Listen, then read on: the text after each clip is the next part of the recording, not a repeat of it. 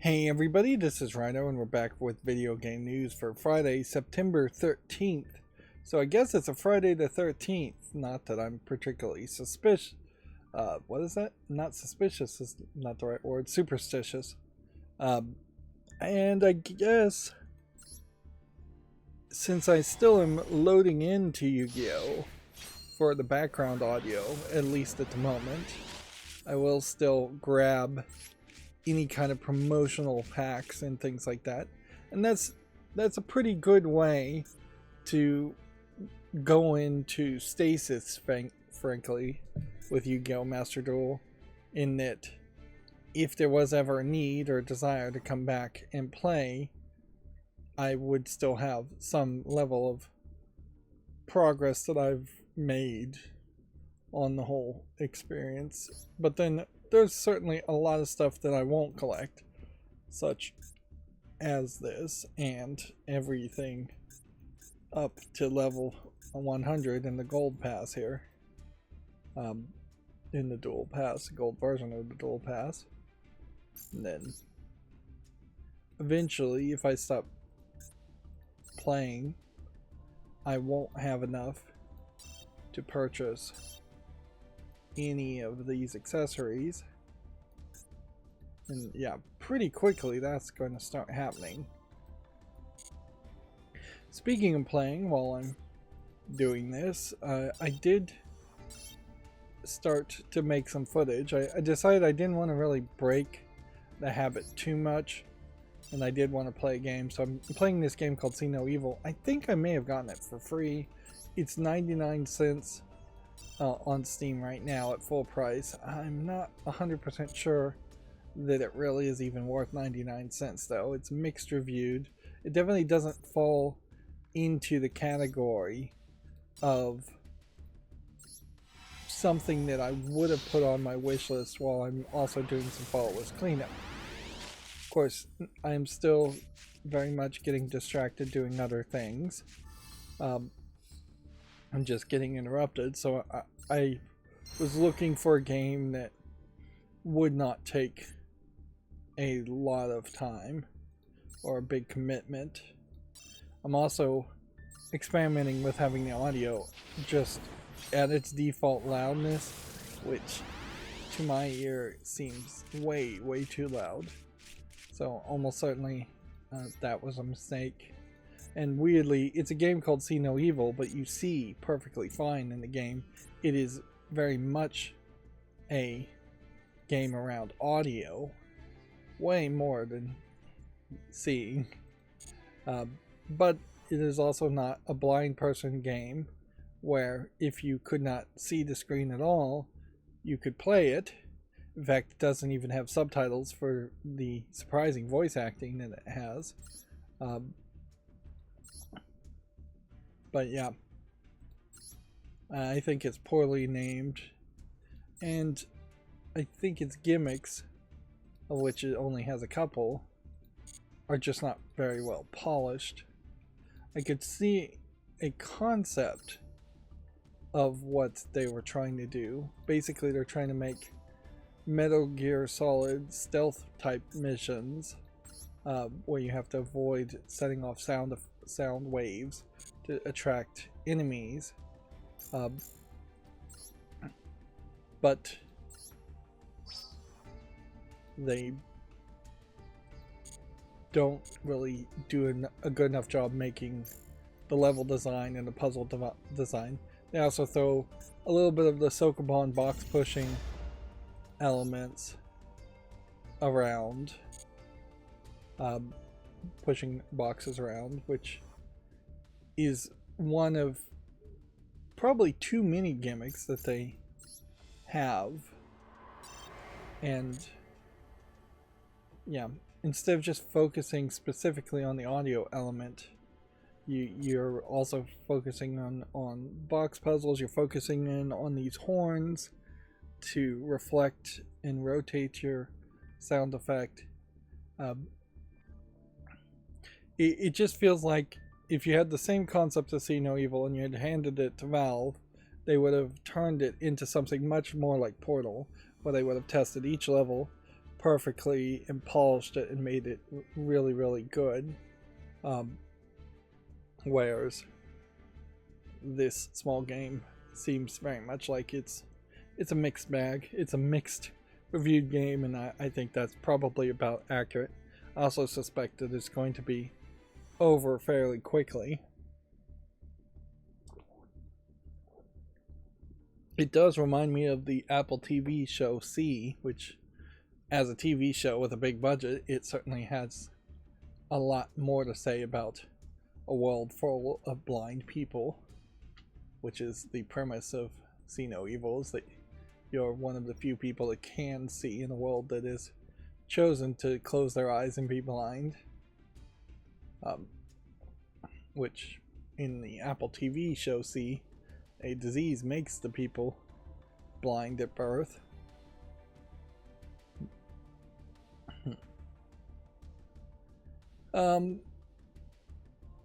Otherwise, have I done anything else?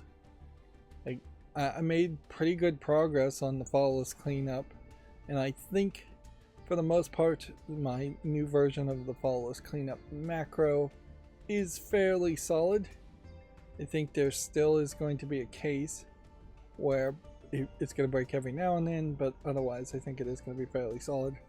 There is just a consistency issue that needs to be considered, as far as I don't need the macro to allow me to take a even single day every month off to go through the fall list. I need the fall list cleanup to be either part of the live streams, which maybe not, or part of the post-streaming work that I should do after doing these video game news live streams. Here we can see our chart here for games. Satisfactory, I believe, has jumped up fairly high because of its 1.0 release, and apparently September 12th, which is kind of a bad day to be Steam's birthday, unfortunately. But in fairness, Steam would have come out before 2001 when 9/11 happened. But yeah, September 12th is Steam's birthday, and so to celebrate that, they have put the Steam Decks that are the oldest on sale. So you're in a much better position to make an argument now to either buy the 64-bit, 64 gigabyte LCD version of the Steam Deck, or the 512 gigabyte version of the Steam Deck. In fact, you're really only spending about $40 more to get the 512 gigabyte one, which does mean you're unlikely to be able to find a different 512 gigabyte or larger NVMe that you could put into the 64 gigabyte version for $40. So they're saving you there.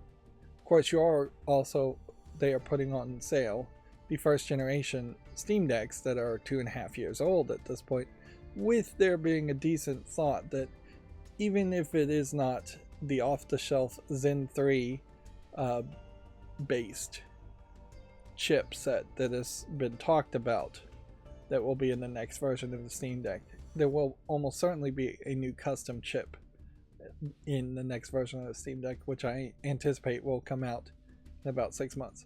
And even the OLED version at this point, it's getting harder and harder to justify buying that if you can wait 6 months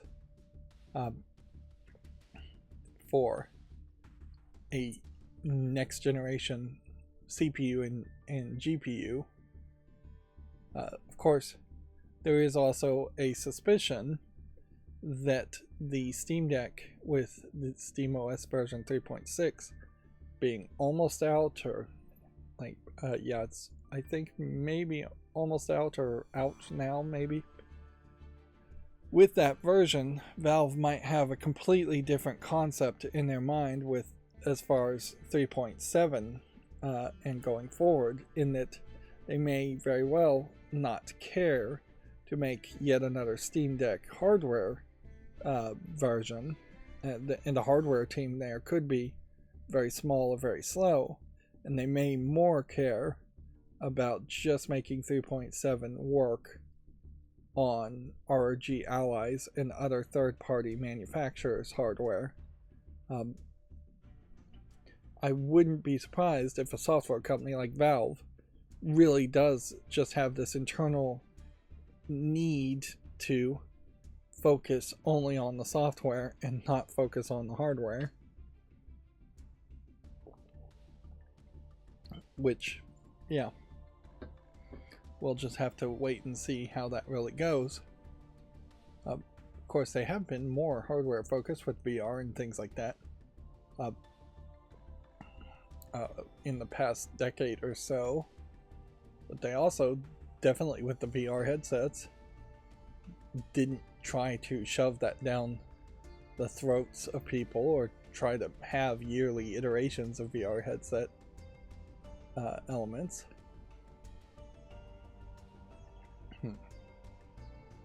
So yeah, I would definitely say right now with the sales, you are in a bad position to make the argument to buy the OLED version of the Steam Deck slightly worse than you were before the sales, and you're in a better position to either save your money for the next generation if you can wait, or compromise, get the 512 gigabyte or even get the 64 gigabyte version and live with the LCD version with older CPU and GPUs, 4.4 inches smaller diagonal screen, and just older designs.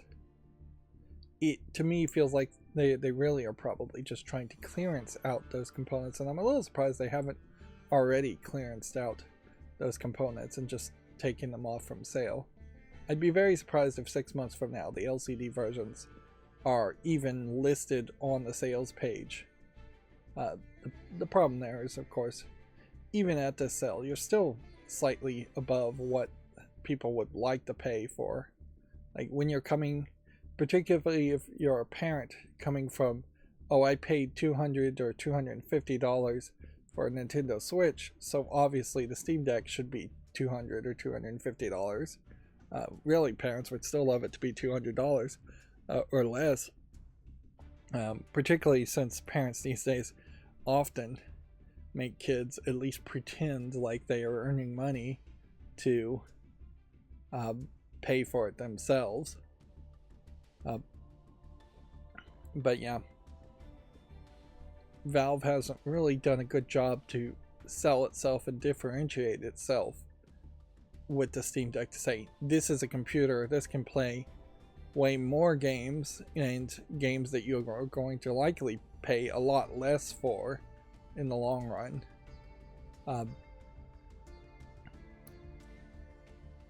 So yeah, the money equation changes quite a bit there if they know the details, but parents tend not to know the details. So here's my chart. We're still seeing Black Myth Wukong maintaining strength, but it is becoming fairly neck and neck. I wouldn't be surprised if Counter-Strike 2 ends up back in the first spot by maybe Monday or Wednesday, just because of the sample sets, the number of days sampled. Whereas if we were going to see something like Satisfactory, I think my chart would have had to have been bigger. And so I think this probably is an indicator that I'm probably showing a little too few of the games, or the argument is being made here that I shouldn't even talk about Satisfactory because it's a flash in the pan, as it were, overall. Of course, that's kind of my issue and why a blacklist almost certainly should be instigated after like December 31st to just eliminate things like Counter-Strike 2 and Dota 2 and PUBG. Just put those all in a Hall of Fame type label to say, hey, all of these games we talked about for a whole year, and let's talk about some of the newer games. Inherently, from SteamDB's chart of the top peak concurrent players in a 24-hour period, I would be much more interested in seeing the ones that have appeared and disappeared. So yeah, if I am going to do an end of the year recap based on this chart information that I'm sampling, I'm going to have to dive deep into the information and look at things that, like Satisfactory, may have shown up for a week or two. Of course, relevancy is always the struggle here, as far as if the massive amount of people are playing Black Myth Wukong, even though people aren't really talking about Black Myth Wukong right now, then that game clearly is more relevant than Satisfactory, which is not on this chart at all. Let's reload it, just see if anything changes. But yeah. And so right now this chart is probably doing the right thing as far as relevancy is speaking, because we need people to play Satisfactory version 1.0 for a longer time than just a day or two after it comes out of early access. Meanwhile, this is an interesting thing to have happen here, where you're having a PlayStation publisher sale just as the PS5 Pro has been announced. But at a certain level, I think that probably speaks a lot more to the fact that I feel like I played a game very similar to this, although there's a lot of games that are very similar to this on my phone. The one I was playing, you would date and marry and try and have children with all the characters. Didn't really get too explicit, though. It's kind of interesting to see RuneScape also here. But yeah, I definitely think it is a case that whoever's really running PlayStation at this point doesn't have a good concept of spacing out announcements or spacing out sales. Although maybe this is a genius reaction to the poor reception that the PlayStation 5 Pro got, is to just put all of the PlayStation games on sale that are on Steam on sale.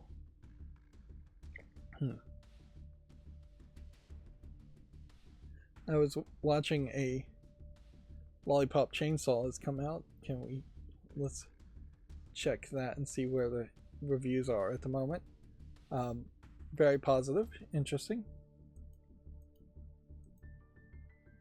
So I'll just go ahead and put that on the wish list. No reason to dance around that one. And unfortunately, with the kind of state of YouTube at the moment, this is about as mature of a game as I think I'd ever actually get away with playing on YouTube going forward. And that kind of sucks, because this isn't that explicit of a game or that lewd of a game in the first place. They've just gotten very poorly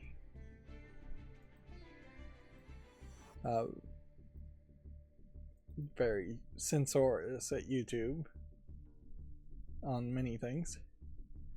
Here we have the Jackbox Naughty Pack, noticeably being very negatively received. I imagine that's because there's actually not that much of naughtiness in this that makes it much different than how you could make any other Jackbox party game naughty.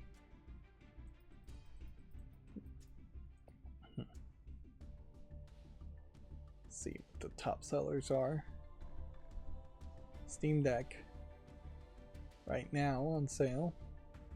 And so yeah, we did find out last stream that you cannot actually review the Steam Deck, which seems like a mistake. That somewhere down there at the bottom there should be some reviews. But then I guess that also speaks to an issue that definitely needs to point out, and that Valve really is not listening to feedback from Steam Deck owners. There's forums on Steam and on other websites to give feedback and comments, but I don't think they're really listening to any of that. They don't comment on it, they don't engage on it. They are very much developing SteamOS and the Steam Deck in their own walled garden with their own ideas and their own desires.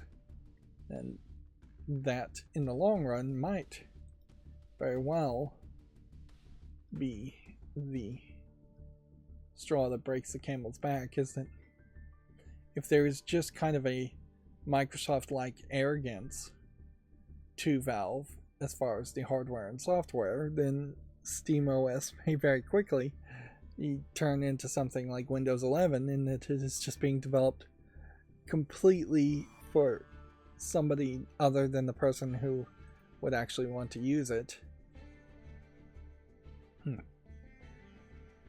We're definitely not at the point where drivers are good enough that there's a good argument to dual boot Windows or install any other kind of Linux operating system on the Steam Deck. So if you were going to do that, I wouldn't recommend buying a Steam Deck at that point. Right, let's see. I clicked on some links, but I don't know what they opened, so we'll have to deal with that later, I guess, unfortunately. So let's go ahead and go through the video game news. Video Games Chronicle news. I tweaked these interstitial screenshots a little bit more. I think that's pretty good as to how everything is centered. This technically section is in the middle, where this section is technically at the top, but they're in the middle and at the top of separate boxes that I've made in Google Slides, and they're all PowerPoint slides, shows things. That's why this pops up down here when you hover around that area, which that's works for me for this small use, but in reality there's probably a much better way to do it. It really only works when you need a web page to show this slide, to make it a browser tab in between other browser tabs. If I was just doing anything else in OBS, I would make it inside of Open Broadcast software and have a lot more possibilities, and certainly maybe a little bit more familiarity with it. I suppose you could save this web page and make that a reusable web page to show in OBS if you needed to do it that way too. The fact that it is a web page is not very useful, in that dynamically updating it's not that often or needed. I tweaked this, but I still kind of don't think I've got the font size exactly where I'd want this to be, and it is really just going to be fiddling with this stuff forever, I think. But so, Embracer's potential sale canceled for Metro's 4A games and pinball devs and studios. The pair will now remain with Embracer. So these are centered now, but yeah, the text size. Some of this may have to do with the font weight, which I disabled the font weights on a lot of this, so maybe I should undo my tweaking on it and let the font weight bigger, because then you get down to this point and this font seems to be just as big, if not bigger, than this. Embracer certainly seems like they're going in circles. The margin here is also too small at the bottom and frankly too high at the top. I should try and tweak that also. Grasshopper CEO Suda51 says people care too much about Metacritic scores. What's important to us is putting the games out that we want to put out, which is a great attitude for any artist. Ignore the critics, ignore the reviews. Critics and reviews are not for artists to look at or care about. They are purchasing suggestions and guidance for consumers, not creators. As a video game critic myself, last thing I really want any creative person to do who makes games is to watch my videos. If you choose to do so, fine, and if you learn something from it, great, but that's really not what I'm focusing on. Although even in that, I have to admit, sometimes I definitely speak as if I'm focusing that way and make arguments that the creators should do things differently or better. But yeah. In particular, if you have passion in your creative aspects and endeavors, it should shine through, and that passion should never be squashed by critic scores. In particular, when you're talking about aggregated critic scores from OpenCritic and Metacritic in particular, you're really talking about mainstream video game journalists' scores, who I think we've all pretty well figured out by now are just not actually the same type of people who think the same way as most gamers do. If there is a true, somewhat unified gaming community, mainstream video game journalists are definitely not part of it, just on some very obvious aspects. In that mainstream video game journalists get to games early, way earlier than anybody who would even pre-order a game. So you're being separated because of that. They play the games only enough to make a review, which means they very often aren't even trying to finish the games. They play the games in ways to play very fast and not actually try and enjoy the experience. It's the difference between a food critic who might take an hour or two sitting down to eat a fine meal and somebody who's at like a hot dog eating championship and is shoving the food down their throat.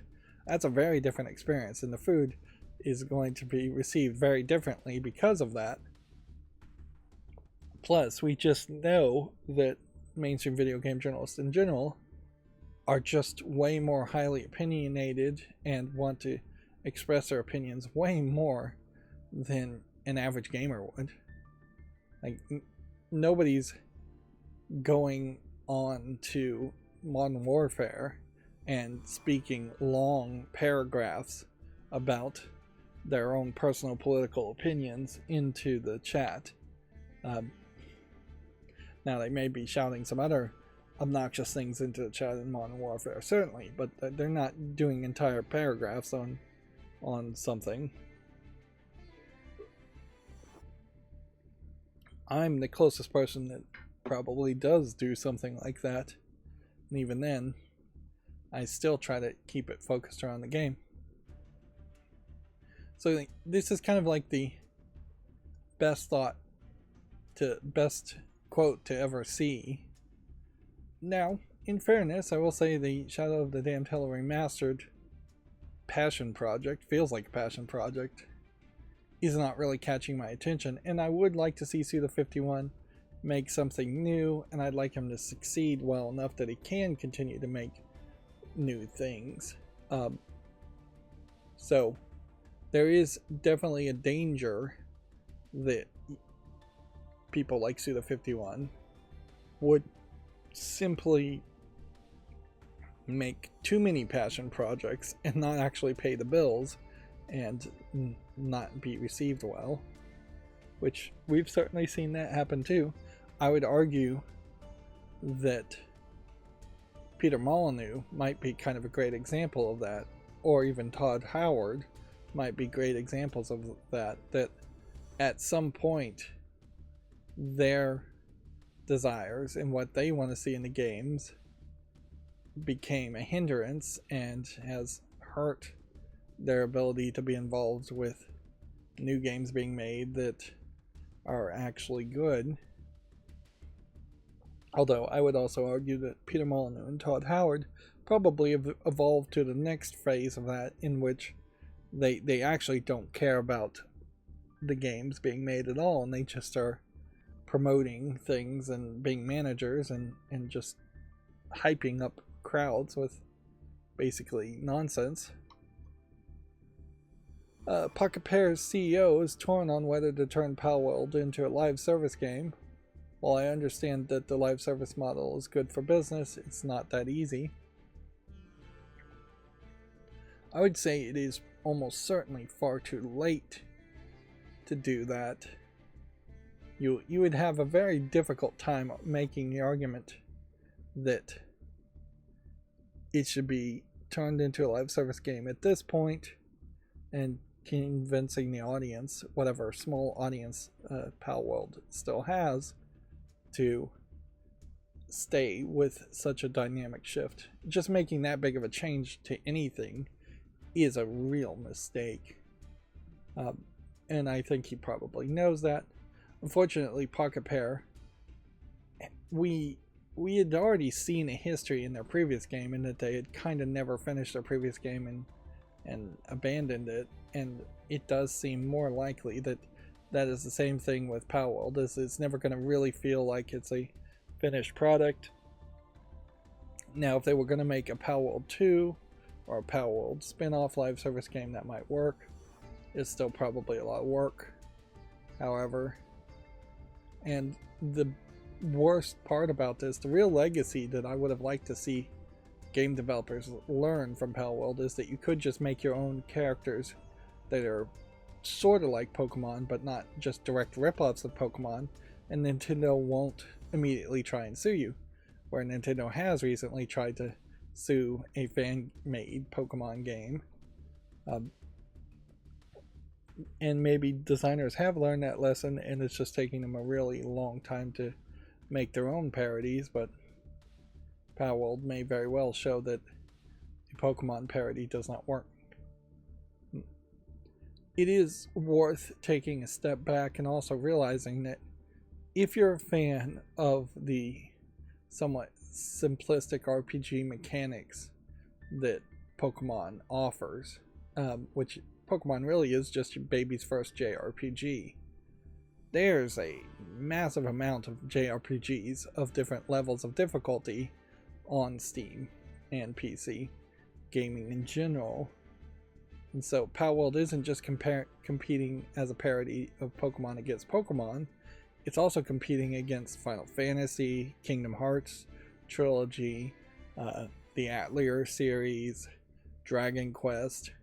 There's definitely a lot of other games in a lot of different directions. EU Consumer Organization has filed a complaint saying that devs are fooling consumers with in-game currencies. The BEUC claims consumers are often denied their rights and children are the most vulnerable. So it definitely seems to me like the EU is setting up a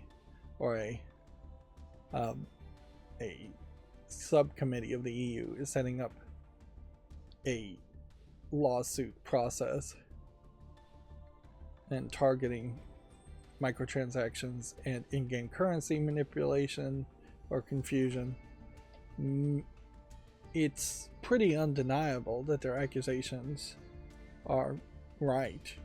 Like, there are far too many games. Unfortunately, a lot of them are like mobile phone games, so if this did lead to change, it probably would lead to just a lot less cell phone games and live service and microtransaction games being available in the European Union, and it probably wouldn't really affect PC gaming or console gaming anywhere as much. But yeah, particularly on mobile, you see games that have multiple currencies, all of which funnel in different ways, where real-world money often can be used to buy any of the currencies or just one of the currencies, and then it has to be converted over. And just the simple act of converting €1 to 800 crystals.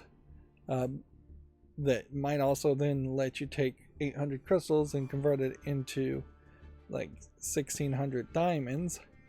Just that whole conversion process is existing to confuse people. That's the only reason they do it in the first place. But yeah, even the mobile game that I'm playing still, Memento Mori, has just a massive amount of currencies, most of which actually you can't earn or get inside of purchasing them anyways, or I don't think you really can get them spending real world money, but it still just confuses the issue to have 5 currencies you have to earn and then 1 you have to pay for.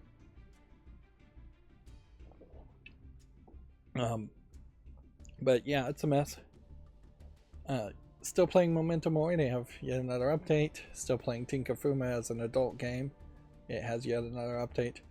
Did uninstall the New York Times crossword app, as it were. I was having far too many days in which I was just getting frustrated and not very happy with my experience. I mean, I was really coming out of it with negative experiences some days doing the Wordle and mini crosswords and the other word puzzle games on it.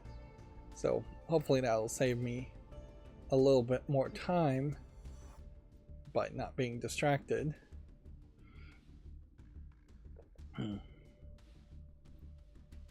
Here's a big news. You don't hear this one very often. Annapurna Interactive's entire workforce has apparently resigned. Staff are said to have walked out after a dispute with its owner. This is probably not exactly the case, but because it's really hard to even get 25 members to agree to anything, but it's possible. So, Outer Wilds, Stray, and Cocoon were some games developed by Annapurna Interactive, and the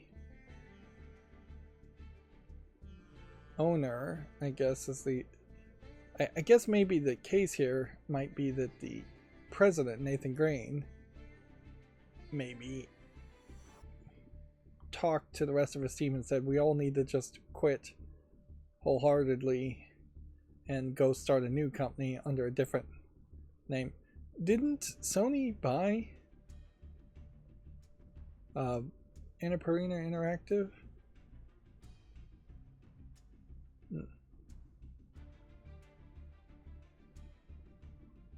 Well, it says Remedy owns Annapurna Interactive.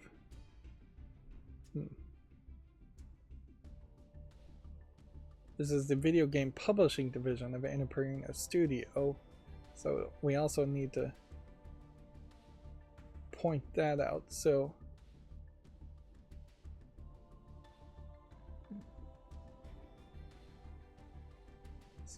they may very well have just funded Outer Wilds, Stray, and Cocoon, where Annapurna Studio may still be around making the game. So this might be a bigger separation of who actually walked out, of who are those 25 people.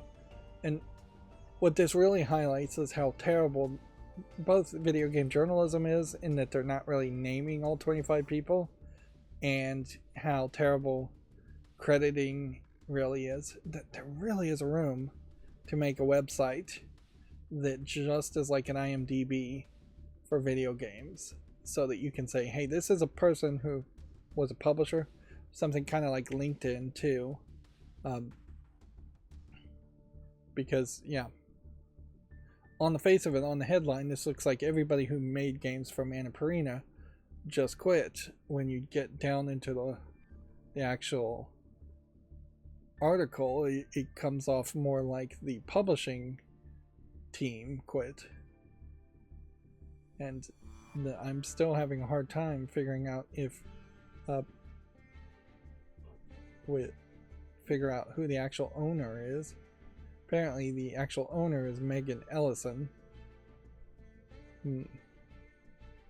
So yeah, maybe if I read the articles from the beginning to the end, I might better understand them. But we're trying to do things fast here. So yeah, we'll see if that evolves into a bigger story. And see, this is a weird thing where the font size is almost perfect, but it still just does not fit and make sense. Like, this line and this line are perfectly lined up, but compared to that, a big part of this also is I should probably just reduce the amount of margin and just have more pixels to use on the left and the right for some of this. Speaking of other controversies, Unity, under its newer leadership, has canceled its controversial runtime fee, but instead it's going to start charging more for Unity Pro and Enterprise subscriptions. So, if anything, this may have been just a really awful way to distract people and not have them argue about or be upset about a raise in price otherwise. They also, though, have upped the number of sales I think you can have while on the Unity free program. Yeah, Unity Personal will remain free, with its revenue and funding ceiling being raised from $100,000 to $200,000. Meanwhile, as soon as you're over $200,000 of what I assume was gross revenue, then you have to have a Unity Pro subscription, or at least contractually, legally, you would have to do that. Contractually is probably a better word than legally. You'd have to move to Unity Pro, which is going up 8% to $2,200 annually, or Unity Enterprise is being raised by 25%. Which almost certainly, if you ran the numbers, those percentage increase are more than the runtime fee would have been. Apparently Flappy Bird is returning to mobile more than a decade after it was delisted. The trademark has been acquired by a group of fans, which getting the trademark doesn't inherently mean you own the code, and getting Flappy Bird to run on a modern iPhone in particular, since it's been delisted for 10 years, would be quite the hassle. So I would assume that they're just going to make a new Flappy Bird using the trademark.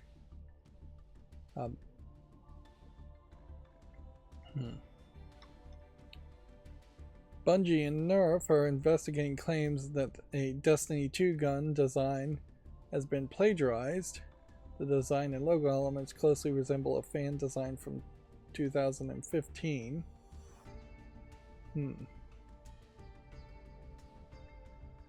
The problem with this argument, though, is one that I really don't like, in that the idea that a tool, which let's just call guns for a tool for a second, should be copyrightable, and I just don't really like that concept at all. Like, I don't think cars should be copyrightable in their shapes and forms. I don't think guns should be copyrightable. I don't think clothing really should be copyrightable, particularly considering how all the copyrights on those things in particular, when brought into a video game or a digital form, is not in any way going to prevent people from actually buying the cars or the guns, because they just are not replacements. And copyright was designed originally to be a thing to prevent somebody making a cheap replacement by this instead of what the original creator did, which it makes a lot of sense when you're talking books, which is where copyright really came from, and that you couldn't write a novel and then have somebody copy your book, your novel, word for word and sell it cheaper, and then people would buy the cheaper version and the actual author would get none of that money. That's certainly not how copyright is being applied when Nerf is potentially suing Bungie. Although this may not actually be a case that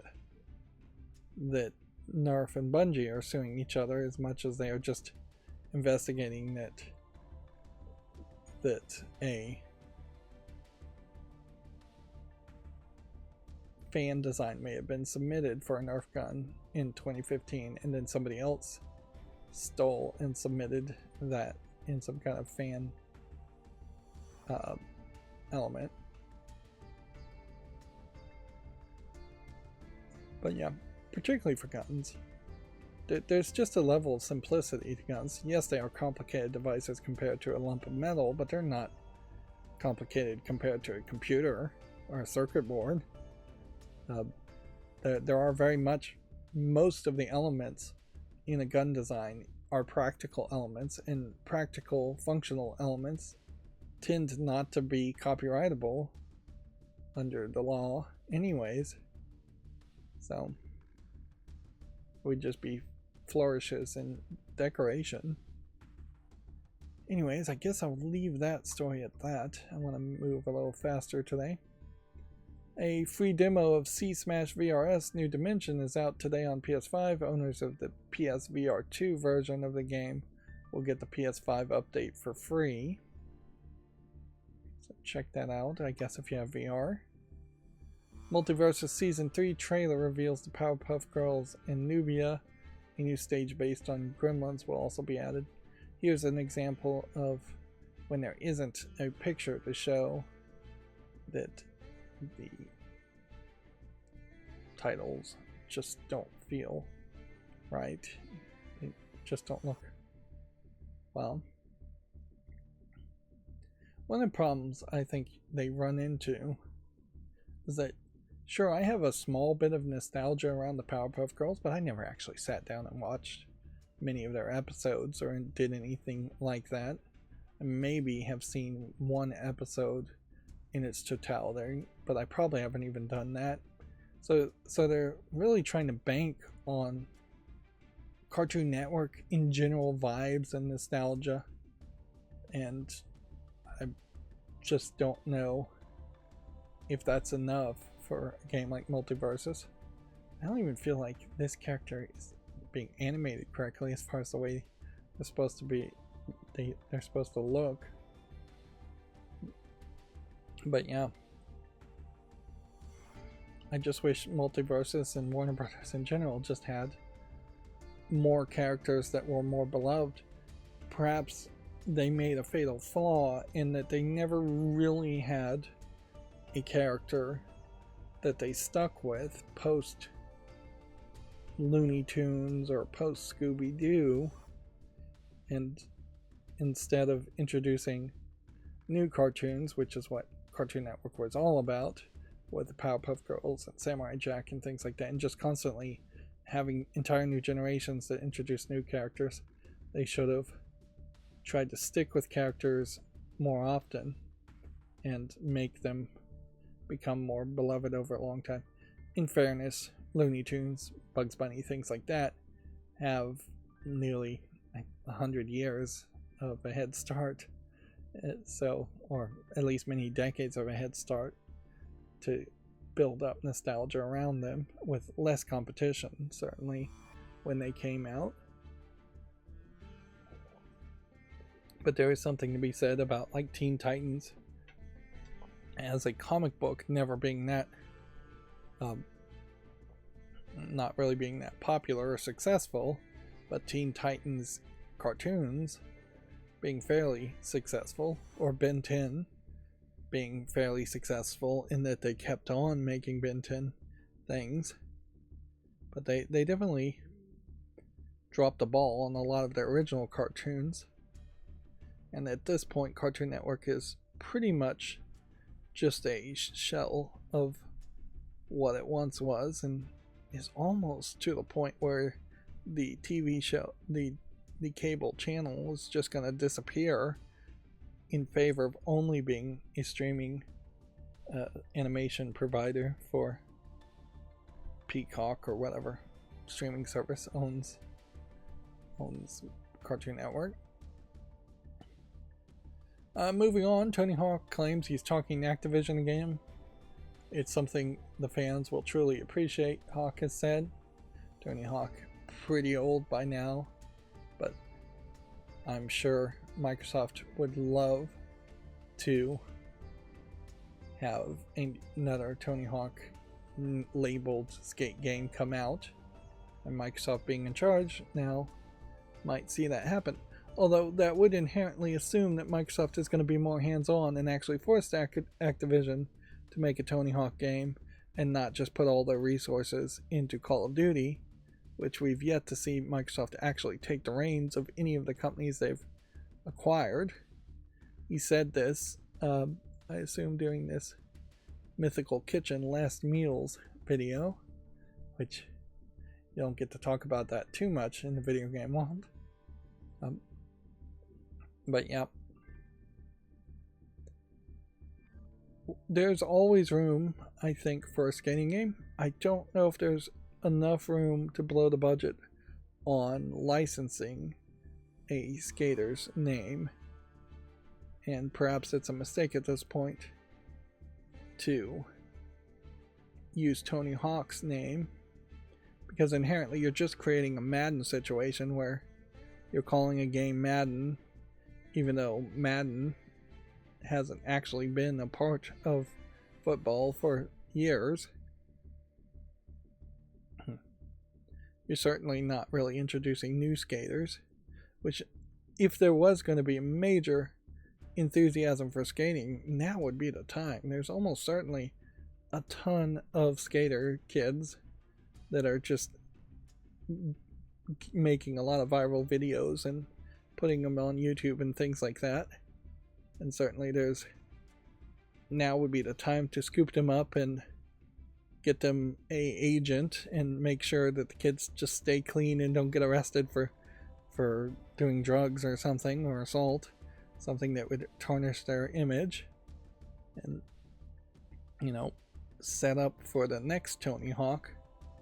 And it's gonna really suck if all of a sudden the next Tony Hawk is just Tony Hawk's kids. But yeah, I imagine skaters more in the know than I would ever be probably have a long list of skaters who are more impressive and should be talked about more than Tony Hawk should be talked about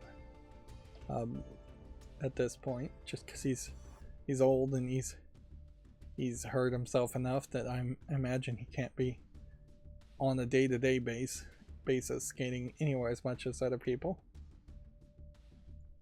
And yeah, certainly spending the money to license Tony Hawk's name is money that's going to come out of licensing the music. And I think a major factor of the Tony Hawk's game's success was the fact that there was just a lot of good licensed music behind it. I think the same could be said for GTA. And so it's an interesting comparison to have a generic named game like Grand Theft Auto compared to a licensed name like Tony Hawk. Also, of course, they have to get the skating mechanics and programming done well so it feels good in the hands. Of course, with the Steam Deck, with that gyro control, you know, a skating game might be easier to control now more than ever. Anyways, I'll leave it at that. The Rez artist unveils a new action game called Twin Souls. Cores is a new art-focused game studio from Noboru Hota. Interesting in that this effectively is perhaps the next bit of success that this Rez artist has managed to create for himself after being mostly hidden for a very long time.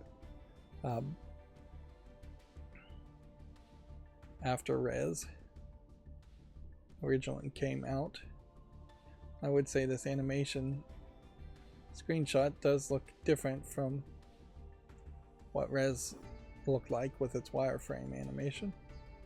And here's a rare case where I would suspect that this should be its own thing, but I may not be able to actually change the custom style sheeting, make that work, so I probably just am going to have to squeeze that in a little bit more tinkering to do.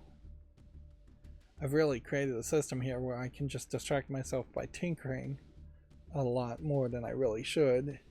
Meanwhile, I'm still not scheduling any videos, so I'm getting subscribers still and getting views still, but I can't help but think that I should be getting more if I was actually scheduling and releasing videos at this time instead of having a gap. And this story, I feel like, was a little underreported. Microsoft is cutting another 650 staff from its gaming teams. Phil Spencer claims no games, devices, or experiences will be cancelled as a result of the cuts. Like, this is Microsoft effectively just insulting the FTC and FCC, proving exactly that there would be redundancies and layoffs after the acquisitions, after they directly lied and said there wouldn't be. Pretty obviously, with any merger, that was what's going to happen. There's just no way you're going to merge two companies that do similar things and not have people that are doing the same thing that you don't need anymore.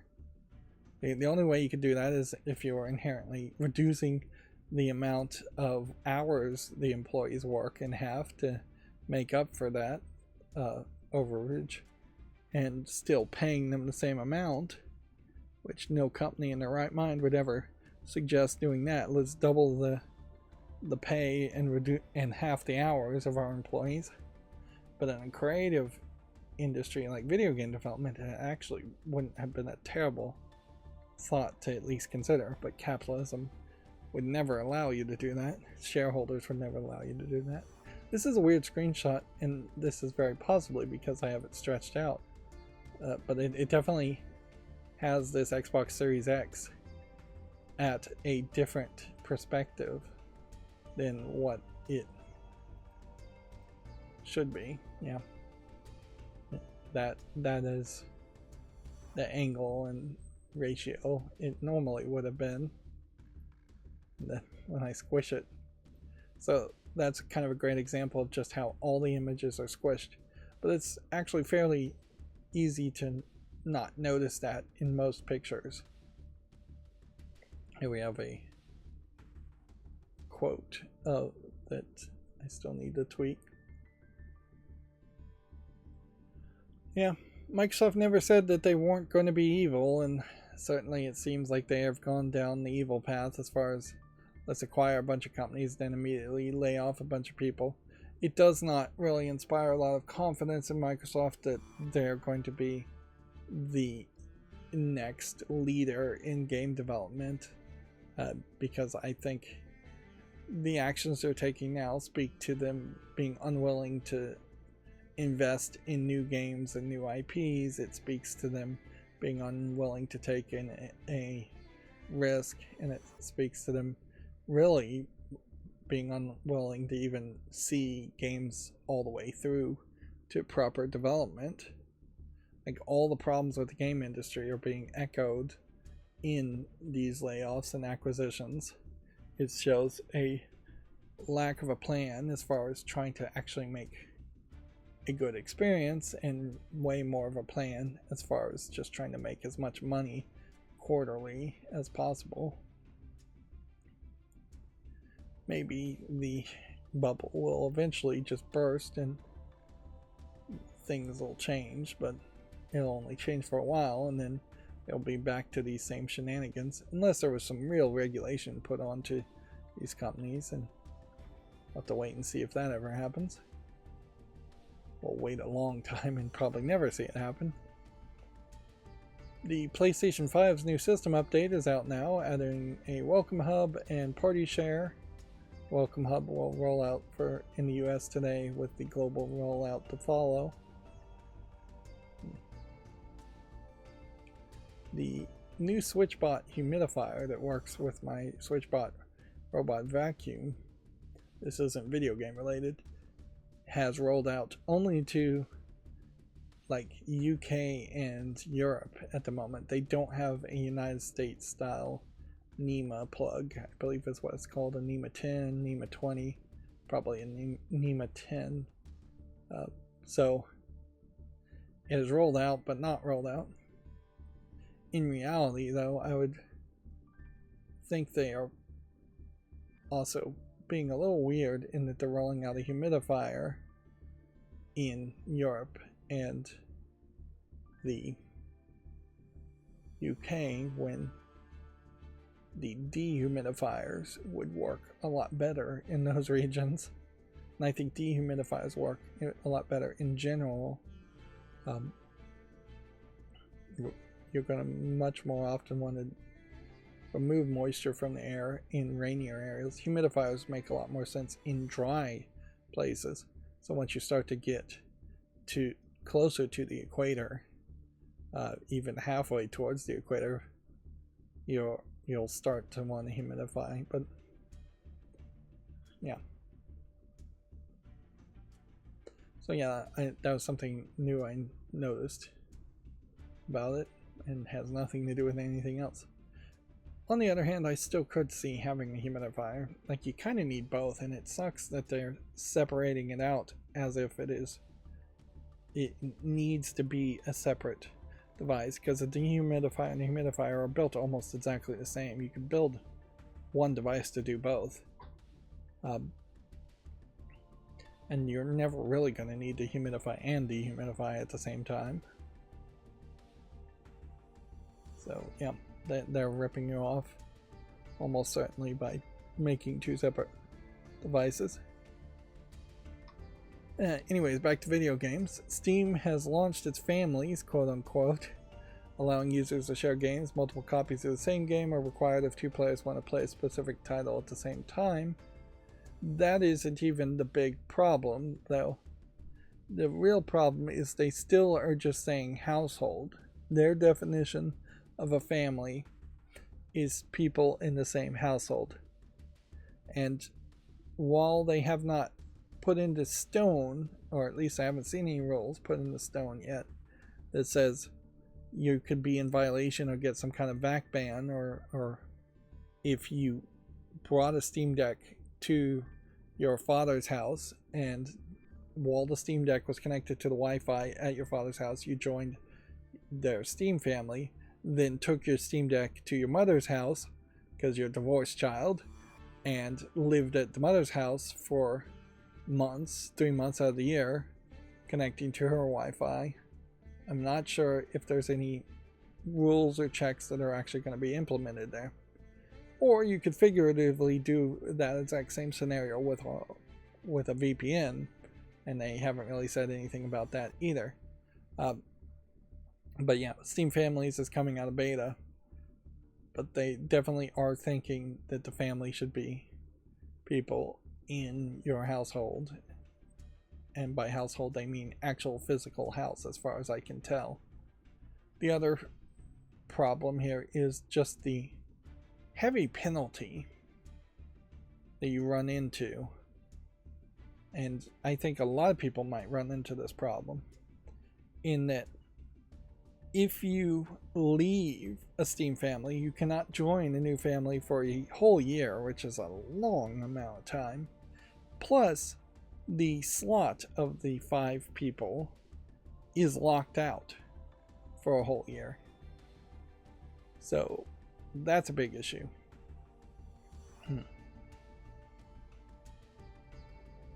Yeah. On the face of it, all the other features of Steam Families is great. But in the actual practicalities of it, it would be much more reasonable to say we're going to geolocate our families to the same state, whether that's a United States state or whether that's a country state, that a Steam family can be a group of 5 people all in the same country of the UK. That's reasonable. And in the European Union, they might get a little pissed off of it if you had like one family member in France and one family member in Germany, but that's not that crazy. that's not unbelievable that actually would happen. But yeah, to say the same house, which is effectively the same IP address, even if you had two IP addresses, I think it might have trouble. So we will have to wait and see how many people run into this problem and get upset with that problem. But yeah, I wish they were a little bit more lenient on it. This is not the same situation as a Netflix password sharing situation. It's almost the same outcome, but if Netflix had said you could share your password with 5 individual devices that will lock it down to, or 5 accounts that with each account having 10 devices that will lock it down to, that would have been fine. But yeah,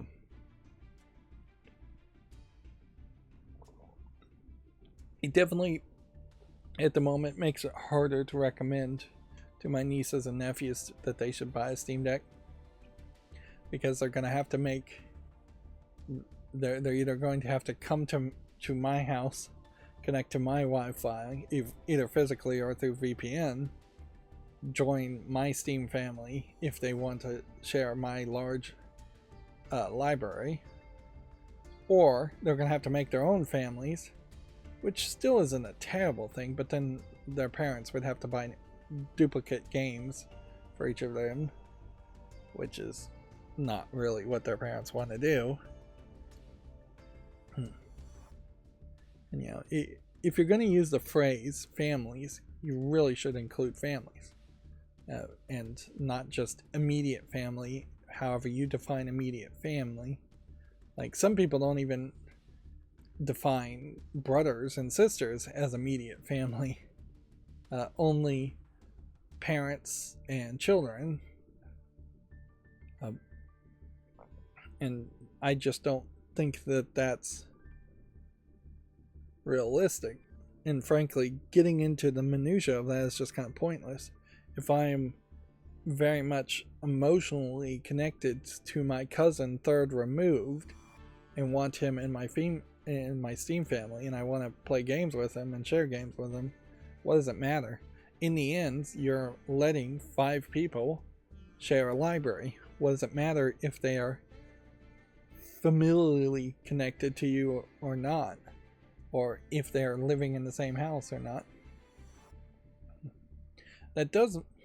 It's a stupid reason to spend several $100s, but it does also make an argument that I almost feel like I should buy a 64GB Steam Deck just to make sure Steam Families actually works once I handed it to a niece or nephew and then they went back to their house. But yeah, they've set themselves up to have potentially a really negative outcome with the Steam Families concept by being a little bit vague and not really laying down the rules, by leaving themselves open to change the rules at any time. And it really just should not be that way. There should be something people are singing the praises of left and right, but we'll see. Like, Steam Families has been in beta for months, and very few people are singing the praises of it so far, even though people are singing the praises of the Steam Deck overall a lot. A big part of that too is that the Steam Deck is just really expensive. It almost feels like Steam Family should be more open for people who are using it on the Steam Deck than for people who are using it on other PCs. Although that would be very unfair, that you just get a larger Geo Pass with the Steam Deck. And certainly it shows that Valve is not thinking in the long run as far as hand-me-down Steam Decks. In a lot of ways, you still would be better using the old family system and just playing a second game offline, or because it doesn't have that geo-locking, or just playing offline all on the same account, which this is really what they're trying to stop, is just password sharing and account sharing. And on that aspect, if you were to just password share, I don't know if there really are any rules or regulations that say you can't just have a computer in your summer house versus a computer in your winter house, and different IP addresses, different locations for them. And of course, I mentioned VPNs, and done right, a VPN will make it impossible for Valve to know that the computers are in a different location, or very difficult at least. There might be some hacker way of doing it. Let's see. Apparently Xbox is bringing back friend requests. I did not know that they had gotten rid of them. They're going to begin testing new friends and followers experience this week. Yeah, I have no idea. So it wasn't carried over to the Xbox One after the Xbox 360. It was replaced with a social media style follower system. Yeah, I just don't think followers is the right way of thinking about the friends you might have on a game system. That being said, as a YouTube content creator, having followers on Steam would probably be a nice feature where I could say, follow me on Steam, but I'm not going to follow you back, or put you in the friends list, which would be a shorter list. Inherently, that's what you kind of need, is you need to have multiple lists of like a friends, a family, first level friends, best friends, followers, people I really don't know, people I want to play Call of Duty with, but people I don't want to play Halo with, or something like that. It's also interesting, the screenshot that they have here, and this certainly speaks to their dumb argument that every device is an Xbox, and that they are showing you a Xbox streaming service on a TV, an Xbox phone app, a laptop app, some kind of ROG Ally type device, and a computer monitor app. Noticeably, no actual Xbox Series X or S in the picture, which you could have easily hidden behind a monitor and just implied it was connected to this TV, because with the TV alone, I'm just kind of assuming this is streaming Xbox to the TV directly. Interesting choice there. PlayStation 5 version of Palworld listed by the Tokyo Game Show organizer. So, I guess the question here is, was there a PS4 version of Palworld? I don't think there was. The Black Ops 6 beta was Call of Duty's biggest ever. The public test concluded on Monday ahead of the game's release next month. I guess it'll be interesting to see how well Black Ops 6 does this year, considering how there's basically been nothing else coming out this year so far. It could be that there's a real large enthusiasm, or this could just be the year in which gamers stop playing as many new games, or as many games in total. September's PlayStation Plus catalog and classic titles have been revealed. They include The Plucky Squire, Night in the Woods, Secret Agent Clank, and Mr. Mosquito. That's quite a collection. Plucky Squire is basically brand new. Payday 3's director has been demoted following the game's troubled first year. Payday 2 remains much more popular than the latest series entries. This is a story we pretty much have never heard before, of somebody actually being demoted in the game industry, which I guess is better than being fired. That being said, at that highest level of CEO, you just really cannot accept demotions, even as a director. You can't accept those kinds of demotions, and you have to pretty much just say you're quitting or retiring or getting a different job somewhere else. You have to kind of have this always forward momentum. And in fairness, that's pretty true for even the lowest level of employee. If you are a burger flipper at McDonald's and they are going to demote you to janitor, which I'm not sure janitor actually is below burger flipper at McDonald's, you kind of just have to say, screw that, I quit. Or you're effectively, they're changing your job description so much that they're firing you anyways by the technicality of the law in that scenario. But yeah, if you're not moving up, you might as well move out if you can. Of course, there is a level of privilege when you're a director of a game, in that you probably have enough income and money and resources and contacts to get another job and quit. Whereas if you are a burger flipper at McDonald's, you probably don't have those kinds of privileges, so quitting may be impossible for you. But yeah, you should always be going up. Every new job should be a better title and better pay, or at least the same amount of pay. If you accept a lack of improvement, that's just going to look so bad on your resume, you'll never get you'll never get a raise or promotion.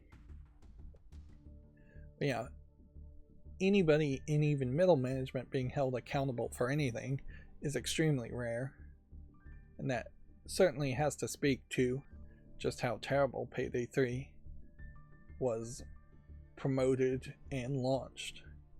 And a lot of that is on the publisher and the promotion and the director and the decisions made there. A big factor on Payday certainly is the fact that it is supposed to just be Left 4 Dead without zombies, which sounds like something that should work really well, and yet I didn't even really get that idea until halfway through the launch and the release of Payday 3. It's just not really explained to me what kind of game it is. The studio, co-founded by Dr. Disrespect, confirms that it has had significant layoffs. Job losses at Midnight Society came several months after the streamer was fired. In fairness, I can't see how you wouldn't have expected that to happen when an entire company is co-founded by somebody's popularity, Dr. Disrespect in this case. You lose that in a pretty big controversy, and your company is just going to be tainted at that point. Yeah. If Midnight Society was going to try to turn that around, they would have almost certainly moved extremely fast to rename themselves, announce a new project, get hype and attention around that new project and the developers.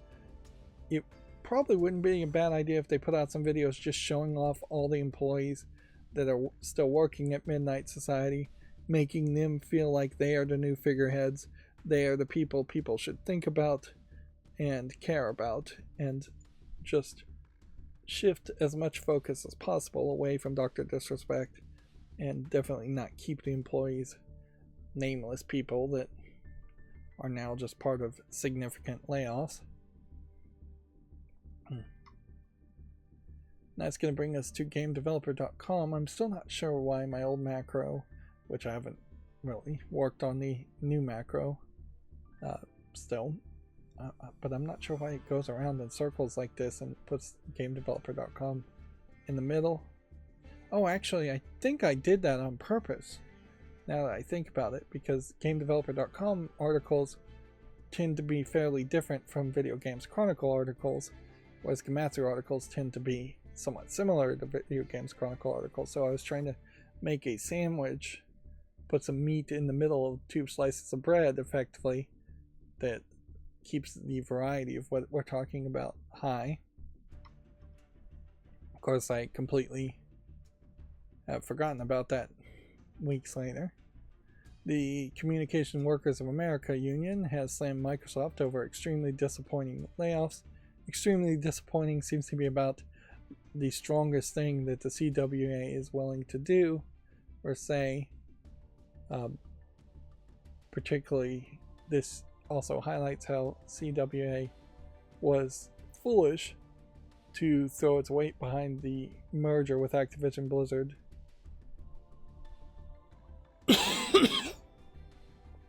It definitely makes a great argument that all unions should be against mergers every time. That there's no reason to believe any of the lies any manager is ever going to tell you, because it is just lies. Even though the manager that is negotiating for you, or the company the manager is hired to negotiate with a union, even if they earnestly believe what they're saying, the next person in charge above them doesn't really believe that, and they're going to change their tune as soon as they get what they want. I mean, management and corporations in general, if we're going to use the corporations or people analogy joke, if they are people, they are manipulative little 12-year-old shits, to use a bad word. They are not honest, respectful 50-year-old people, wise beyond their years and proven that they will do what they say and they will hold their word and they believe in honor and anything like that. No, they'll just lie to you. They totally will lie to you. That's their job. It's in their job description to lie to people all day, every day.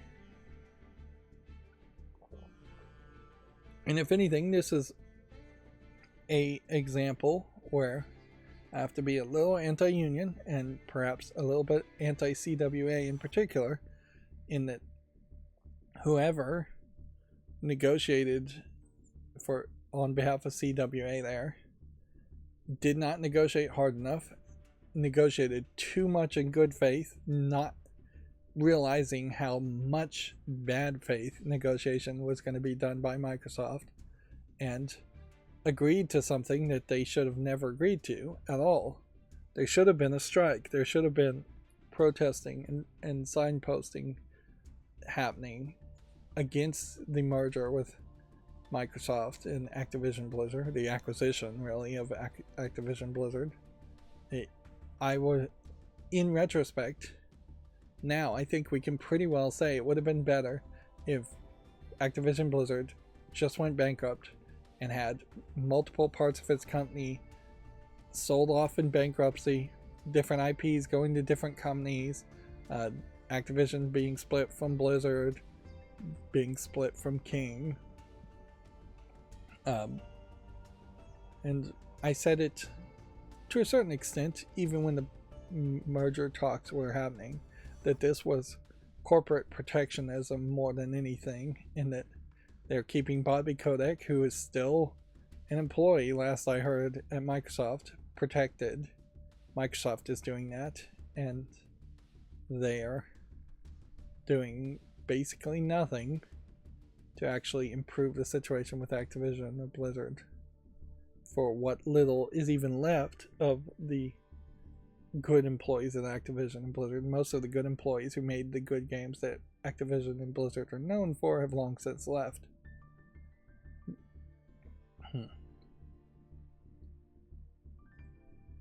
But yeah, unless the CWA now is willing to go on strike, which is kind of hard to do post fact, they are still being very limp-wristed and weak even in this statement, and I guess I'll just leave it at that. But it definitely points out where I'm not sure that the CWA was the best choice to form unions in the game industry.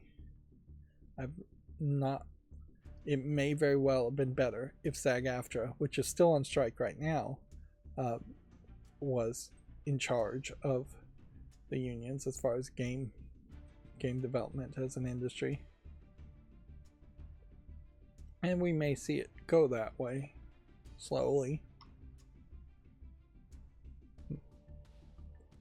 I'm not going to put on a tinfoil hat to make any accusations here, but there almost certainly are some unions out there that are intentionally made and run by anti-union people to be weak and look like they're doing something when they really aren't.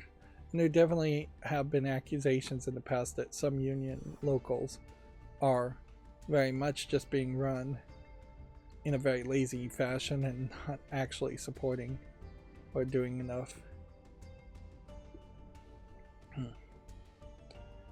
Moving on, Embracer confirmed 4A Games and Zen Studios are going nowhere, which is a funny way to phrase that, but it frankly might be fairly true.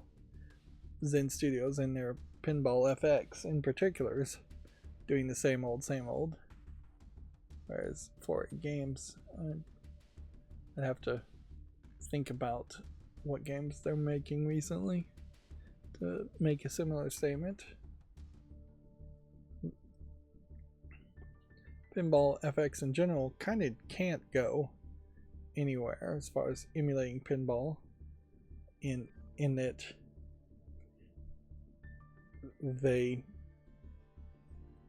can't spend too much money making new pinball tables, so you only occasionally see a new pinball table from them, and they can't make their engine so demanding that you need $3,000 or $4,000 worth of equipment just to play pinball. Whereas visual pinball, on the other hand, is for the more expensive enthusiasts who can pretty much build a $4,000 or $5,000 computer just to emulate pinball. The update here says that Microsoft confirmed laying off 650 game workers. It seems the cuts will largely impact staff providing corporate and supporting functions. So they're getting rid of lower management people. Although supporting functions also might be customer service people or QA people. Of course, we don't have any names. It would be certainly nice if there was just a long list here of 650 people. Here's all the people that have been named. I mean, seriously, you really could just make an IMDb website. I really should do it. I don't have time. I would never stick to it. I'd almost have to make the website and then immediately put it out for the public to support, or somebody else to buy it and take it over. But you could easily have a LinkedIn/IMDb type website that just covers layoff news in the game industry, hirings and firings only, and have these articles just list all 650 people. Apparently, patch notes 3, the game industry is becoming an innovation wasteland. This is apparently some new podcast that they're promoting. Well, not quite a podcast. I jumped the gun assuming that. It seems to really be a just opinionated article that is designed to link back to other articles. I guess that's what it's doing. It's kind of weird to say that the game industry is becoming an innovation wasteland. It's been an innovation wasteland for many years. Probably the last time we had a big burst of innovation was with the Wii, and that was a long time ago. In fairness, we may have just hit a point where games don't need any more innovation, and reinventing the wheel is just not logical. But we definitely need new stories and new IPs to constantly be made, and that level of innovation has not really happened enough. We have all of Annapurna Interactive resigned. In a stunning turn of events appropriate for Hollywood, all workers and executives at Annapurna Interactive are resigned from the company. I would also say, don't make a blurry logo for your company's name. That looks awful. I wonder if there might be a case that they all resigned because they want some kind of residuals for the games that they've published, now that they are potentially being turned into a movie. I think it's one of their projects is being turned into a movie. That would be interesting if that's the reason, but I bet it's something even dumber than that if we ever get the story. Odyssey Interactive's transparent prototype process aims to prevent an Omega Strikers repeat. After shutting down its debut Omega Strikers month after launch, Odyssey wants feedback on its projects while they're just prototypes. It's not the worst thought ever to perhaps seek out feedback of some level. Perhaps fully public feedbacks instead of small sessions in which you only show a few people and get feedback is a little extreme, but it's definitely not the craziest thought ever to see what people are actually interested in, trying to get that information. That being said, I would give some feedback just on this thumbnail without even clicking play, in that this guy, and particularly this guy, do not seem to be the kinds of guys that should be the figureheads of making games that seem to be this pink and blue as far as the 2D high color palette animation style we're seeing here. Even if they are actually big fans of this animation style, they just don't look the part. There is also certainly a big danger in putting out a prototype and getting people hyped about a game, and then the game being either completely different or never coming out.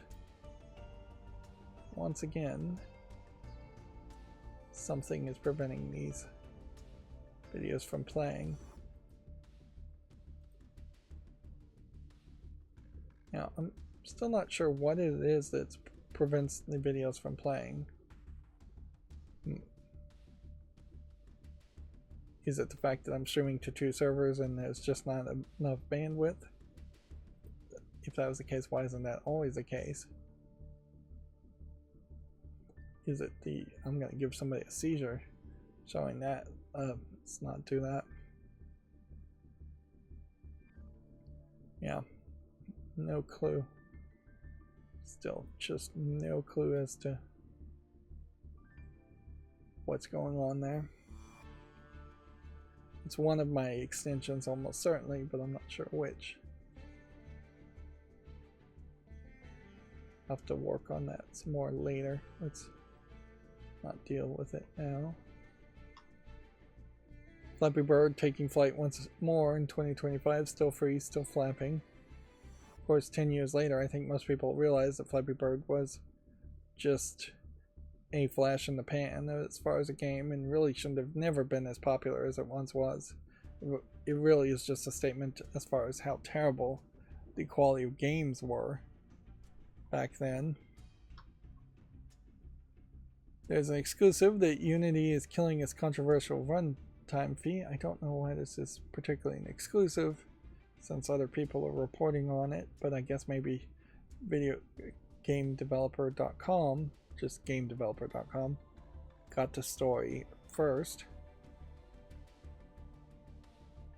Ubisoft is going to, or promising to, keep the Crew sequels alive with offline modes. Of course, the first Crew game is not alive and unlikely to come back. Nexon has spun off the Dave the Diver developer Mint Rocket into a full corporation, which you don't get that as a headline very often either. That probably should happen more often. Is like, hey, here's a developer that is our subsidiary, they did really well, let's give them some level of independence and make them a separate corporation. It's not really a reason to do that, particularly if you own the company. And I don't know if there really is an argument or a desire out there to have companies be their own independent publishers as much. Like there still seems like there is a very large desire to have publishers be one type of company and developers be a different type of company. Whereas if they were vertically integrated, that might be more efficient. But then you just have somebody like Microsoft that's effectively self-publishing all of their subsidiary games. I don't think it changes that much. I wonder if this has more to do with the fact that Nexon is just a Korean company, and as such there's perhaps some legal and some social reasons why it would just be easier to have them be separate corporations. Or maybe in Korea the law is different and it makes a little bit of sense. I do think that there was some kind of law that was just passed in Korea limiting and reducing the amount of hours employees work based on the number of employees you have. So this might be more of a pattern of that, in that you'll see a lot of Korean companies all of a sudden spin off their companies to be smaller and have a lower head count. Unrecord developer Drama Studios has raised $2.5 million in its seed round. The French studio plans to put the money toward making a demo for Unrecord and grow its staff before securing a publishing partner. I just really question whether this game is ever going to have a good window in which it can release, where it's not going to be squished between either footage of police brutally beating somebody or abusing their power in some other way, or footage or stories of school shootings in the United States. Yeah. So yeah, they've really set themselves a difficult task here, in that they need to make a game that's fun and interesting, and it isn't also just evoking some major social ills that happen in the United States in particular, but also around the world. And then Krafton has sunk $89 million into short-form video platform Spoon Labs. The deal is Krafton's largest non-gaming investment to date. We're not at the end of the show here. And my old version of the Steam Fall List cleanup is opening just like one game to look at, which is too few really to look at, but it does follow the rules, and then it's over 30 reviews, mostly positive, has come out of early access, so I will put this game in particular on the wish list.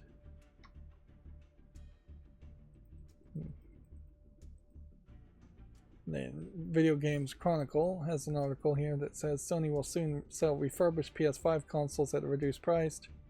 PlayStation Direct Store will sell them for $100 cheaper than the brand new console.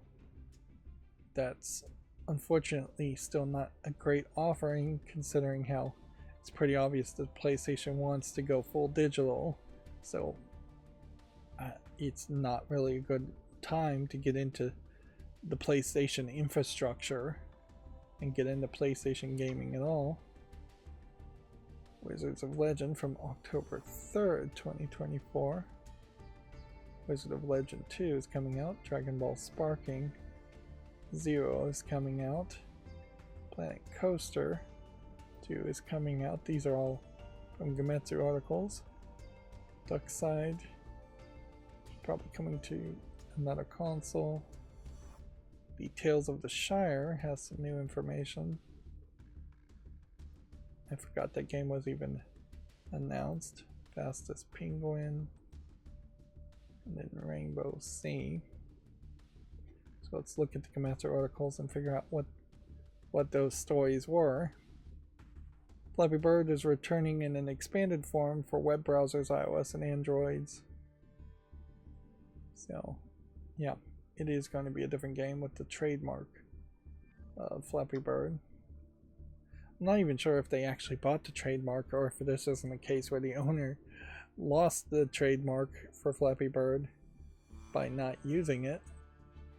If Human Fall Flat VR announced for the PSVR 2, Steam VR, Quest 2 and 3. Even here the margin does seem like it's just not quite right. Wizard of Legend 2 launches in early access on October 3rd. Supports 2-player co-op at launch, 4-player co-op coming in version 1.0, which is inherently telling you you're not getting a finished product when it launches. Dragon Ball Sparking Zero GT characters change screenshots and trailer and screenshots, introducing 15 more characters. A lot of these characters are beyond my recognition in that they are not from Dragon Ball Z. Dragon Ball GT, guess, is still something that they're promoting, but I don't think it was fully embraced. I think Dragon Ball GT tried to be a little bit more kid-friendly and silly, like Dragon Ball, and not as much teenage angsty as Dragon Ball Z. Unless I'm thinking of a different Dragon Ball series.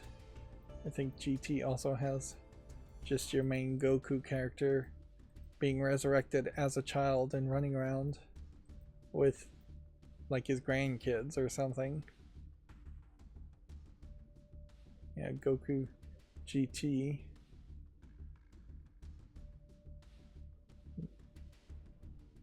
But yeah, you can see there's a baby Vegeta here, Super Baby 1, Super Baby 2. Yeah. I think even the phrase GT means younger kids or smaller kids, shorter kids, or shorter characters in general. Yeah, there's probably some Japanese words that get shortened to GT. Planet Coaster 2 launches November 6th, available in standard and deluxe editions. Duckside launches in early access on September 25th. Final opening beta test begins today and then September 7th. I still haven't figured out if there's a way to scroll down to prevent the scroll downs. That's something I need to also think about, particularly for Gamatsu articles, so we're at the top of the page. There probably is a way to change it, I just am not sure how. Assassin's Creed Shadows World trailer is available if you want to check that out. So, unfortunately, I just don't think Assassin's Creed Shadows is ever going to get around the controversies that's already happened to get people on board with it, being interested in the game or wanting to play it. People now are very much in the mood to complain about it more than actually play it. So at that point, it might just be better to rush out the release and make it a hate watch type game. That might be the most amount of sales Ubisoft will ever get from it. Steam Achievements update suggests that Shin Megami Tensei Devil Summoner Rydo Kuzunoha HD collection might be planned. Which, yeah, that's a mouthful. This would be getting deeper into the deep backstory of the Shin Megami Tensei series, of which one of the many endings of one of the Shin Megami Tensei games leads to the Persona universe. So Persona fairly separate from Shin Megami Tensei, but technically storyline connected. But yeah, this even looks different, significantly different from the Shin Megami Tensei game that I've most recently seen. Seems like it's set in an older past time frame. It is very nice though to see these more niche games or games that are just unknown to the West for the most part, come potentially to Steam. It definitely still speaks to the thought that Japanese gamers are becoming more and more PC gamers than anything else. And I imagine that's going to hurt the PlayStation sales even more. The Tales of the Shire, a Lord of the Rings game, has been delayed to early 2025, which is not super surprising considering they haven't said anything new about it. I'm still very iffy on whether this ends up being a game that people actually would want to play. Annapurna Interactive mass resigned following a failed spin-off negotiations. Well, it seems like Yamatsu at least has more details here than it seems the other articles do. Let's see. The entire staff resigned this month following a dispute with the owner, Megan Ellison, according to Bloomberg report Jason Schreier, citing people familiar with the situation. Nathan Gray and his team were reportedly negotiating with Ellison to spin off the division, which publishes video games, into an independent entity, but Ellison pulled out of the negotiations and Gary and the other executives resigned, followed by around 24 staff. Perhaps not all of the staff. So they wanted to go independent and get away from this Ellison, and there's probably some real personality reasons to want to do that, and she said no. So, and they've all quit, and now they'll probably form their own company anyways, and then that'll probably be the end of the story. Let's see. Amidama for PC is now available. This is the soul-shifting sandbox action-adventure game, leaving early access. Weirdly, that did not open up as a tab, as far as I can tell. Fest Penguin launches September 20th for the PS5 and PC, and then later for the Xbox Series and Switch. This might be a racing game that could actually compete against something like Mario Kart for PC, considering Mario Kart is not on PC. And by going with just random penguins, you do avoid the trap of trying to find something that really directly competes to Mario and Peach and Donkey Kong as far as driving cars. The question, I guess, in more details would be to ask if the game actually plays anywhere, anything like a Mario Kart game. Kind of feels like it does. So I'm gonna have to just assume it does. Rainbow Sea for the Switch and PC launches September 20th. Multi-ending adventure game previously released on iOS and Android. From the looks of it, I would have just assumed it was a visual novel. But yeah, I guess I'm wrong. It looks more like an RPG Maker game. Perhaps I'm becoming too flippant and just assuming anything that looks like a visual novel in this screenshot is a visual novel. Anything 2D animated, yeah, I'm jumping the gun and jumping the conclusion too much. Yobarai Detective Miasma Breaker launches January 16th, 2025 in Japan. This does also have 8-bit pixely graphics, but if I was to guess, it's probably a little bit more of an RPG game. It's been a while since we've had a game that is Japanese only. Or, yeah. They've become pretty global these days. And then Zenless Zone Zero version 1.2 update Tour de Inferno launches September 25th. I would have honestly. I've completely forgotten that Zenless Zone Zero even existed. I know they tried really hard to promote themselves, but yeah. Perhaps this is the trap of not putting out updates often enough when you have a game that feels more like a mobile game, feels more like a game that has a need for constant updates. And this definitely feels like a game like that needs constant updates of some sort.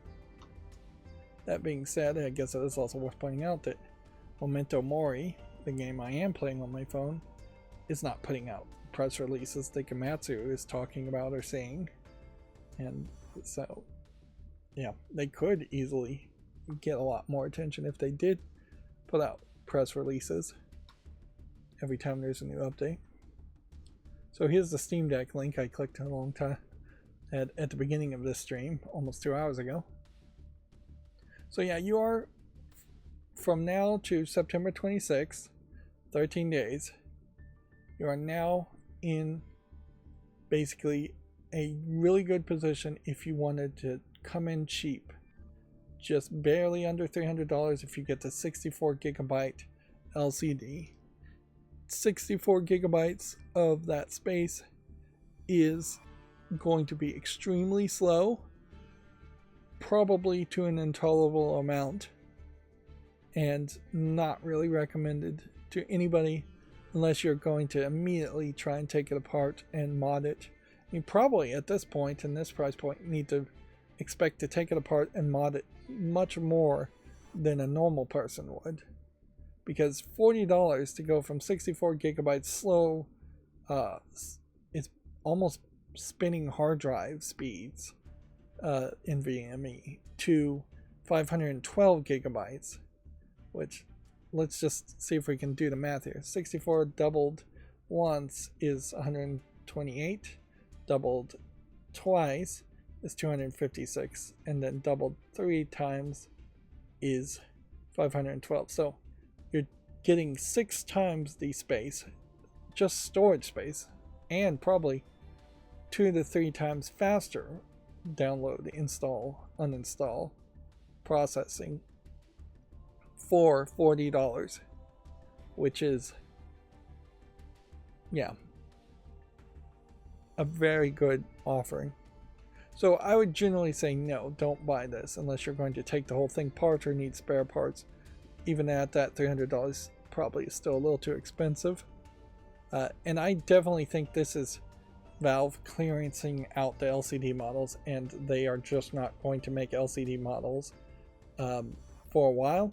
They may find a manufacturer that gives them a cheap deal on LCDs, but a Steam Deck 2 LCD is going to be a different manufacturer, very possibly at a higher refresh rate, better brightness, maybe a different resolution that's a little bit higher, probably a bigger size. Just the density element of this being 1280 by 800, a 7-inch screen, may not be the kinds of panels that are being made now. More likely, at 7 inches, you'll have a higher resolution, and they almost certainly want to run the native resolution of what the panel can handle onto their operating system. Plus, you're getting the Wi-Fi chip that's older, the battery, the CPU, and the GPU that's older. So, yeah, I wouldn't recommend this. But you are in a weird position with this. If you just want to stick your toe in here and not spend $600 on a Steam Deck, getting the 512 gigabyte is a pretty good deal. But it almost is only a good deal if you're sticking a toe in the water and planning on buying a new one potentially in 6 months and then handing it down, or you just need a second one in general and handing it down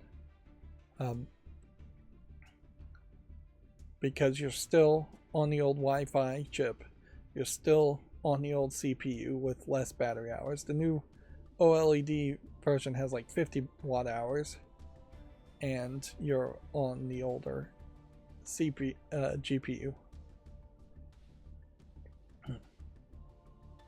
What they're not putting on sale, and it's crazy that they're not doing this, is the 256 gigabyte LCD version, which is now more expensive for less RAM than this. So I guess if you were considering this, you would be a full sucker to buy this right now, when you can buy this and get twice as much storage. And that probably does speak that they still plan on having some kind of LCD version come out fairly quickly that probably will be on the newer Wi-Fi and CPU and GPU, but will just have an LCD panel, very possibly at 7.4 diagonal inches, and that 0.4 does make a difference. You can even see it in the pictures as far as the black bezels just being thicker.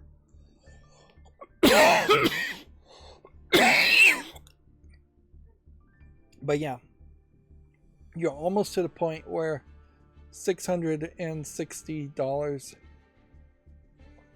is only slightly more to buy 2 of these than it is to buy 1 of these.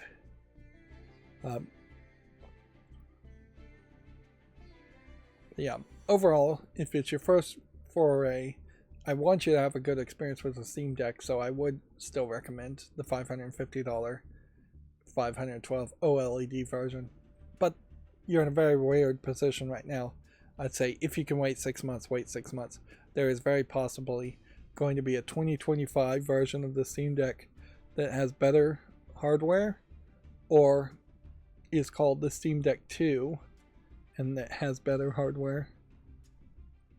I think that's the bet.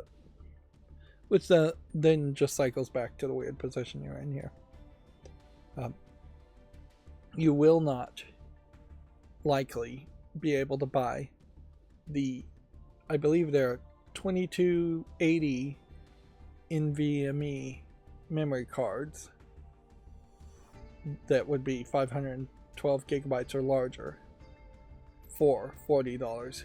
So yeah, the 512 version really is your only choice that I would suggest, as far as if you're going to try to put an NVMe in it. Yeah, I wouldn't recommend doing that.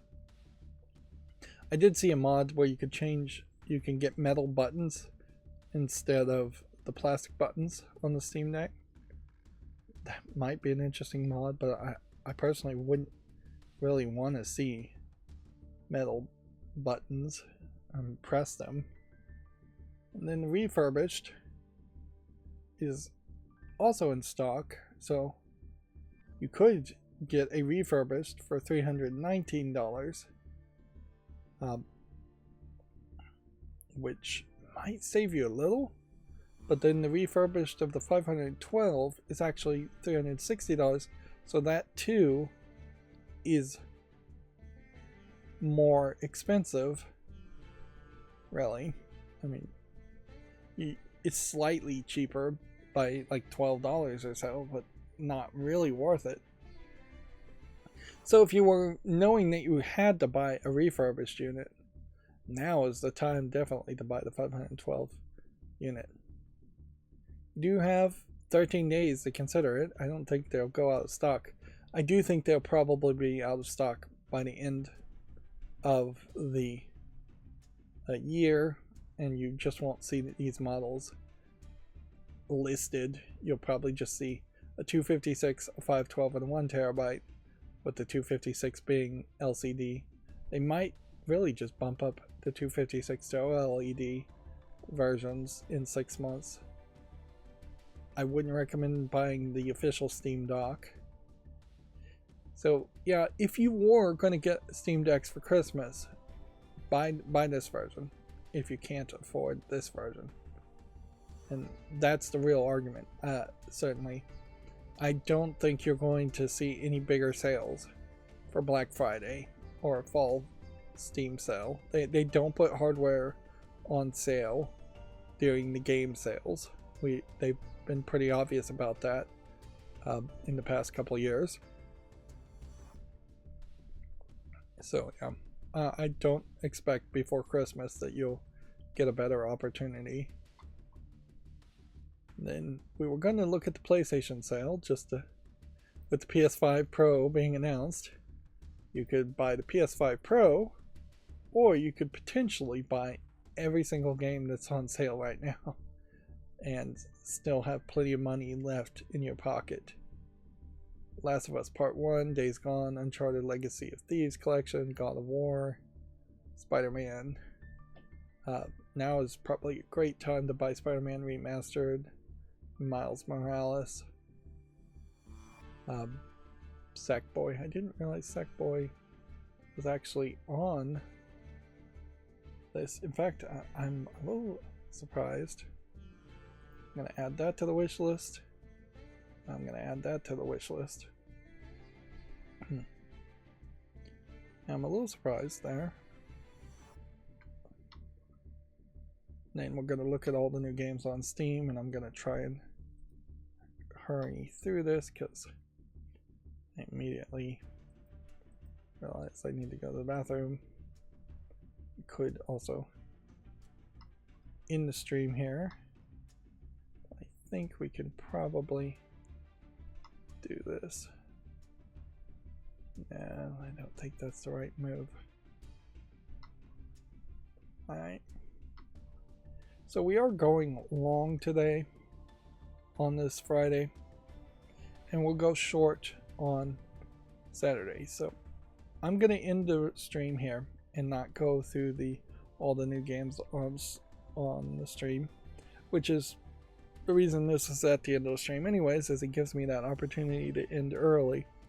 And any games that I want to show off, that I'm going to make a YouTube short on, I will show on Monday's stream. So yeah, that's going to be it for this stream.